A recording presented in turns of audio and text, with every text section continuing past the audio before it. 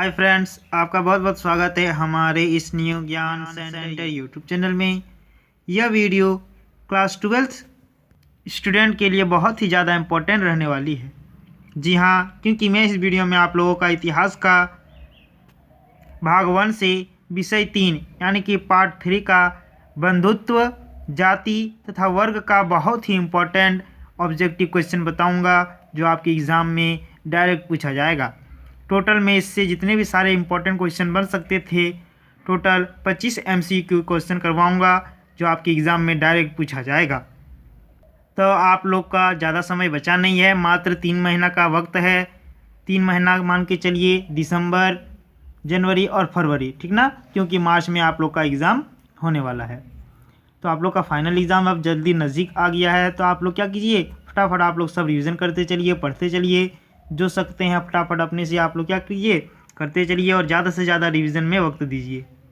और एक न्यूज़ देने वाला हूं कि मैं आप लोग को बता देता हूं कि आप लोग का पेपर में दिया हुआ था कि 15 जनवरी तक आप लोग का जो मॉडल सेट है, 5 गो मॉडल सेट आप लोग का जो तैयार होके आने वाला है, तो 15 जनवरी तक आप लोग का आ जाएगा, ठीक ना। उसके बाद आप लोग 1 महीना 1.5 महीना जो टाइम बचा है उसमें सॉल्व करके मैं इसी चैनल के माध्यम से आप लोग को सारा चीज़ मिल जाएगा।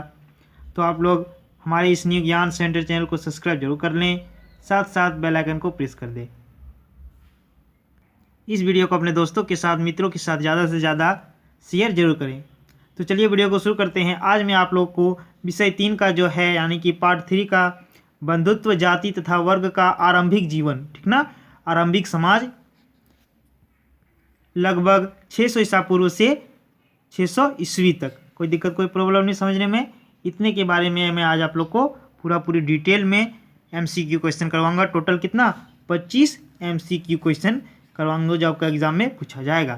तो चलिए, सबसे पहला क्वेश्चन है, BS सूक्ताकार कौन थे? तो ये बताइए, BS जो सूक्तांकर है वो कौन थे? संस्कृत के विद्वान थे, ठीक ना। आप लोग को ऑप्शन में दिया हुआ रहेगा, आप लोग आसानी से इसे मार सकते हैं, यानी कि आप लोग इसका आंसर क्या दे सकते हैं, संस्कृत के विद्वान थे, ठीक ना। इस तरह से आप लोग का क्वेश्चन एग्जाम में पूछा जाएगा। तो VVI क्वेश्चन है, ये नोट कर लीजिए आप लोग, बहुत बहुत इंपॉर्टेंट है। आगे देखिए, दूसरा प्रश्न है, महाभारत के समालोचनात्मक संस्करण को तैयार करने में कितने वर्ष लगे? ठीक ना, जो महाभारत के जो समालोचनात्मक जो संस्करण है उसको तैयार करने में कितने वर्ष लगे? 40 वर्ष, 37 वर्ष, 38 वर्ष, इस तरह से आप लोग को ऑप्शन में दिया रहेगा, 47 वर्ष, ठीक ना।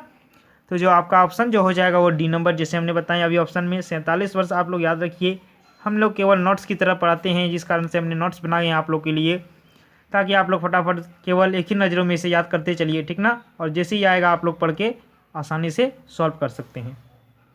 तीसरा प्रश्न देखिए, संस्कृत ग्रंथों में कुल शब्द का प्रयोग डैश के लिए किया जाता है? तो बताइए, जो संस्कृत जो ग्रंथों में जो है कुल शब्द, ठीक ना, ये कुल है ना, कुल शब्द जो प्रयोग किया जाता है वो किसके लिए किया जाता है? तो परिवार के लिए, ठीक ना। आप लोग का ऑप्शन और रख सकता है, वंश, जाति, ठीक ना, समुदाय, कुछ भी रह सकता है, लेकिन आप लोग क्या क्या मारना है, परिवार। परिवार भी आप लोग का ऑप्शन में दिया रहेगा। चौथा प्रश्न देखिए, पिता से पुत्र, फिर पौत्र, और उसके बाद क्या है, प्रपौत्र का संपत्ति किस अवस्था के तहत मिलती है? ठीक ना, जो देखिए, पिता से सबसे पहले पुत्र, फिर पौत्र, फिर क्या होता है, प्रपौत्र को संपत्ति किसकी व्यवस्था के द्वारा तहत उसको मिलता है? तो पितृवंशात्मक, ठीक ना, इसे याद कीजिएगा, पितृवंशिकता के द्वारा। कोई दिक्कत कोई प्रॉब्लम नहीं। आगे देखिए, 5वां नंबर क्वेश्चन है, पांडव और कौरव के बीच भूमि और सत्ता को लेकर हुई संघर्ष का चित्रण डैश में है? आप लोग तो इसका आसानी से उत्तर दे सकते हैं, क्या हो जाएगा, महाभारत। कोई दिक्कत कोई प्रॉब्लम नहीं। पांडव और कौरव के बीच जो भूमि हुआ था, भूमि और सत्ता को लेकर जो हुई संघर्ष का जो चित्रण दिया गया है, उसमें कहाँ किस में दिया गया है? तो महाभारत में दिया गया है। कोई दिक्कत कोई प्रॉब्लम नहीं समझने में। 6ठा नंबर प्रश्न देखिए, कौरव और पांडव दोनों किस वंश संबंधित थे? तो कुरुवंश, ठीक ना। आगे देखिए, 7वां नंबर प्रश्न जो बहुत ही इंपॉर्टेंट क्वेश्चन है, गोत्र से बाहर विवाह करने की प्रथा क्या कहलाती है? जो गोत्र से बाहर विवाह करता है उसे क्या कहते हैं? बहिर्विवाह, ठीक ना, क्या कहते हैं? बहिर्विवाह। और पूरा वीडियो को जरूर देखिएगा, क्योंकि मैं बीच में क्वेश्चन भी पूछूंगा। जिसका उत्तर आपको कमेंट बॉक्स में कमेंट करके देना है। चलिए 8वां नंबर क्वेश्चन देखिए, गोत्र के अंदर विवाह करने की प्रथा क्या कहलाती है? अंतर्विवाह, ठीक ना। जो गोत्र से बाहर विवाह करता है उसे बहिर्विवाह, और जो गोत्र में ही विवाह करता है या फिर उसके अंदर ही विवाह करता है उसको क्या कहते हैं? अंतर्विवाह। कोई दिक्कत कोई प्रॉब्लम नहीं समझने में। चलिए आगे देखिए 9वां नंबर का प्रश्न, जय संहिता किसका पुराना नाम है? तो महाभारत, ठीक ना। जय संहिता किसका पुराना नाम है? सभी जानते हैं, महाभारत का। ये भी क्वेश्चन बहुत बार पूछा जा सकता है और पूछा है। 10वां नंबर देखिए, धर्मसूत्र और धर्मशास्त्र कितने प्रकार के विवाह को स्वीकृति देती है? तो देखिए जो धर्मसूत्र और धर्मशास्त्र में कितने प्रकार के तो जो देते हैं विवाह को, वह 8 प्रकार के विवाह को स्वीकृति देते हैं।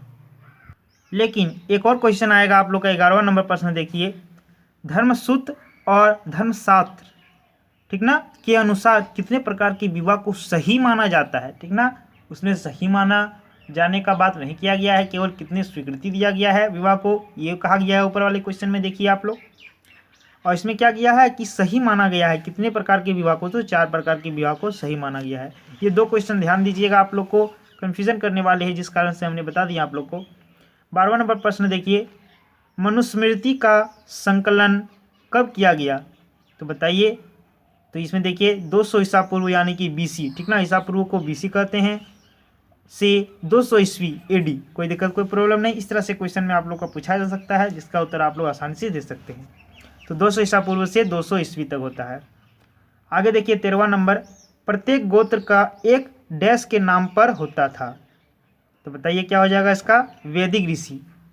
कोई दिक्कत कोई प्रॉब्लम नहीं समझने में। 14वां नंबर प्रश्न देखिए, सातवाहन शासक डैश भारत पर शासन करते थे? दक्षिण भारत, ठीक ना। जो सातवाहन जो शासक थे वह भारत में कहाँ पे शासन करते थे या फिर किस क्षेत्र में शासन करते थे? तो दक्षिण भारत, उत्तर भारत, इस तरह से आप लोग को ऑप्शन दिया रहेगा। कोई दिक्कत कोई प्रॉब्लम नहीं समझने में।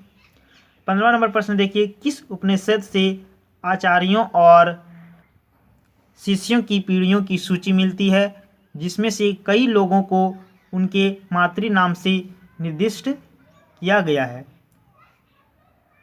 तो क्या हो जाएगा इसका आंसर? बृहदारण्यक उपनिषद। तो रौटपटा नाम है। कोई दिक्कत कोई प्रॉब्लम नहीं समझने में, इसको आपको याद रखना है। 16वां नंबर प्रश्न देखिए, डैश राजाओं को उनके मातृ नाम से चिन्हित किया जाता है? डैश नाम से, यानी कि डैश राजाओं को, किस राजाओं को? सातवाहनों को, ठीक है। कोई दिक्कत कोई प्रॉब्लम नहीं। आगे चलिए 17वां नंबर का प्रश्न देखिए, चारों वर्णों के लिए आदर्श जीविका का उल्लेख में डैश किया गया है? बताइए किया गया है, किसमें किया गया है उल्लेख चारों वर्णों का? तो धर्मसूत्र और धर्मशास्त्र दोनों में, ठीक ना। बहुत ही इंपॉर्टेंट क्वेश्चन है, याद रखिएगा।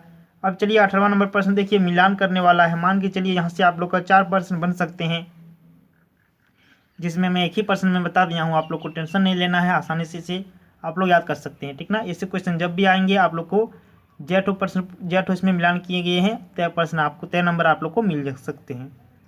तो आगे देखिए, ब्राह्मण का क्या हो जाएगा? देखिए, या यज्ञ करना, वेदों की शिक्षा, ठीक ना। ब्राह्मण का क्या काम है? यज्ञ करना है, ठीक ना, हवन करना और वेदों की शिक्षा देना है। क्षत्रिय का क्या काम है?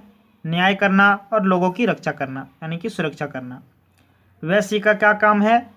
वैश्य का देखिए B नंबर हो जाएगा, कृषि, व्यापार, ये सब उसका वैश्य का काम है। और शूद्र का क्या काम है? सबसे लास्ट, तीनों वर्णों की सेवा करना, ठीक ना। कोई दिक्कत कोई प्रॉब्लम नहीं। चलिए आगे देखिए 19वां नंबर का जो प्रश्न है, देवीय व्यवस्था को प्रमाणित करने के लिए किस वेद का उदाहरण दिया जाता है?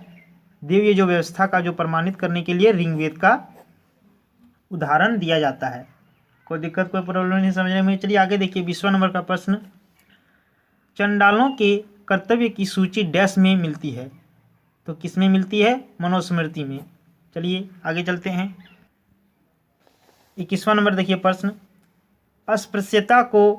अस्पृश्य को सड़क पर चलते हुए करताल बजाकर अपने होने की सूचना देनी पड़ती थी। यह कथन किस चीनी भिक्षुक का है? तो आप लोग का इसका देखिए फर्स्ट सवाल आज का आप लोग के लिए 21वां नंबर का प्रश्न है। तो आप लोग का इसका उत्तर आप लोग को कमेंट बॉक्स में कमेंट करके देना है। कैसे दीजिएगा? सबसे पहले नेम लिखिएगा, कोई दिक्कत कोई प्रॉब्लम नहीं। फिर क्या लिखिएगा? एड्रेस लिखिएगा। और जितवां नंबर का प्रश्न है किसका है, किस लिख के आप लोग कितना है ऑप्शन देखिए, हैंसंग, फासियन, स्वेन तसांग या कोई नहीं, ठीक ना। स्वेन तसांग क्या हो जाएगा बताइए आपका। तो अगर बी नंबर लगता है बी नंबर आप लोग लिख दीजिएगा, सी नंबर लग रहा तो सी नंबर यहाँ पे लिख के आप लोग एक ही कमेंट में सारे प्रश्न का उत्तर दीजिएगा। चलिए आगे देखिए, आप लोग के लिए दूसरा प्रश्न है 22वां नंबर का, स्त्री धन किसे कहा जाता है। ये भी आप लोग का लगभग 20 से 25 शब्दों में आप लोग का कम से कम उत्तर देना है, ठीक ना। 20 से 30 या 25 शब्दों में, जितना कम शब्द में हो सके आप लोग इसका उत्तर देने की कोशिश करें। अब 23वां नंबर का प्रश्न देखिए, अष्टाध्यायी किसने लिखा है। अष्टाध्यायी पाणिनि ने लिखा है। बहुत ही वीवीआई क्वेश्चन है, ये प्रीवियस ईयर का पूछा हुआ क्वेश्चन है, ठीक ना। सेट में भी बहुत सारे मॉडल सेट में ये अष्टाध्यायी जो है पाणिनि जो उसका लेखक है, लिखा है पाणिनि ने, ये पूछा गया है, प्रीवियस ईयर का क्वेश्चन है, फाइनल एग्जाम में भी ये पूछा गया क्वेश्चन है। आगे चलिए 24वां नंबर का क्वेश्चन देखिए, महाभारत में प्रयुक्त संस्कृत वेदों और प्रशस्तियों की संस्कृत से कहीं अधिक क्या है, डैश है, सरल, कठिन, ठीक ना, क्या है, सरल है। समझ गए, जो महाभारत में जो प्रयुक्त किया गया संस्कृत है, ठीक ना, जो महाभारत में जो उपयोग किया गया जो संस्कृत है वह किसकी तुलना में आसान है या सरल है, वेदों और प्रशस्तियों की तुलना में जो महाभारत में जो प्रयुक्त हुआ है संस्कृत वो क्या है, सरल है। और वेदों और प्रशस्तियों क्या है, जो संस्कृत जो प्रयोग हुआ है उसमें क्या है, हार्ड है। कोई दिक्कत कोई प्रॉब्लम नहीं समझने में। 25वां नंबर का प्रश्न देखिए, आख्यान में डैश होता है, कहानियों का संग्रह। आख्यान में क्या होता है, कहानियों का संग्रह होता है। ये 25वां नंबर क्वेश्चन आज समाप्त हो गया, ठीक ना। यहाँ पे मैं आज 25 क्वेश्चन बताऊंगा और 26वां जो नंबर का प्रश्न है इसका आपको कमेंट बॉक्स में कमेंट करके उत्तर देना है, ठीक ना। महाभारत का सबसे महत्वपूर्ण उपदेशात्मक अंश डैश है। तो क्या जो है उपदेशात्मक जो अंश है वो महाभारत का क्या है, ठीक ना। ये भी आपको उत्तर कमेंट बॉक्स में कमेंट करके देना है। तो टोटल 3 प्रश्न हो गया आप लोग को जो उत्तर कमेंट बॉक्स में कमेंट करके देना है।